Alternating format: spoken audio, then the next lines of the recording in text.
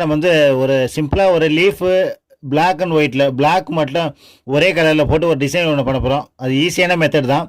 First எப்பயுமே நம்ம வால்லலாம் ஒரு கலர் ஏதாவது ஒரு எமுல்ஷன் கலர் ஒன்று பண்ணியிருப்பீங்க. அது வந்து சிம்பிளான டிசைன் எப்படி பண்ணலான்னு சொல்லிட்டு ஒரு சின்ன வீடியோ தான். அதுக்கு மேட்சிங்காக இப்போ இது பார்த்தீங்கன்னா ஒரு க்ரீன், ஒரு டார்க் க்ரீன் ஒன்று, அதனுடைய டார்க் ஒன்று எடுத்து ஈஸியான மெத்தடில் இது வந்து பிளாக் கலரில் கூட போடலாம், இல்லை அதே கலர்லேயே டார்க் பண்ணி போடலாம். அப்படி பண்ணிங்கன்னா உங்களுக்கு ஈஸியாக இருக்கும். பார்க்குறதுக்கு இது சிம்பிளாக இருக்கும், ஆனால் சூப்பரான டிசைன் இது. இதில் எல்லாம் யூஸ் பண்ணுறதெல்லாம் நம்ம பார்த்தீங்கன்னா வாட்டர் பேஸ்லாம் யூஸ் பண்ணுறோம். நீங்களே ட்ரை பண்ணி பாருங்கள். ஃபுல் அண்ட் ஃபுல்லு இது வாட்டர் பேஸு. நீங்கள் இன்டீரியர் டிசைன் என்னாலுமே நீங்கள் வாட்டர் பேஸில் யூஸ் பண்ணுங்கள். நான் ஒவ்வொரு வீடியோவில் போடுறது காரணம் என்னென்னா வாட்டர் பேஸ் மட்டும் தான். அதை நீங்களும் ட்ரை பண்ணி பாருங்கள். இதில் வந்து ஃபுல்லாகவே லீஃப் மட்டும்தான்.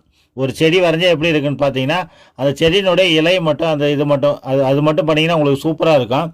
அதேமாதிரி நம்ம சேனல் பிடிச்சிருந்தா மறக்காமல் சப்ஸ்கிரைப் பண்ணிக்க. நம்ம சேனலில் பார்த்தீங்கன்னா painting, art, design, house painting, texture putty, wall design, interior design, கோயில் பெயிண்டிங் ஒர்க்கு நம்ம இந்த வீடியோ மட்டும் தான் போட்டிருப்போம். அதெல்லாம் மறக்காமல் சப்ஸ்கிரைப் பண்ணிங்க. இது வந்து எத்தனை லேயர் போடணும்? கண்டிப்பாக 2 லேயர் போடுங்க. ஃபஸ்ட்டு ஒரு லேயர் போடுங்க, ட்ரை ஆகி முடிச்சுட்டு அதுக்கப்புறம் செகண்ட் லேயர் போட்டு முடிச்சிட்டிங்கன்னா உங்களுக்கு சூப்பராக இருக்கும். அதேமாதிரி நம்ம பெயிண்டிங் ஆர் டிசைன் சம்மந்தமான தகவல்களுக்கு நம்ம சேனல் ஜனு ஆர்ட்ஸ் மறக்காமல் சப்ஸ்கிரைப் பண்ணுங்கள். தேங்க்ஸ் ஃபார் வாட்சிங். நன்றி, வணக்கம்.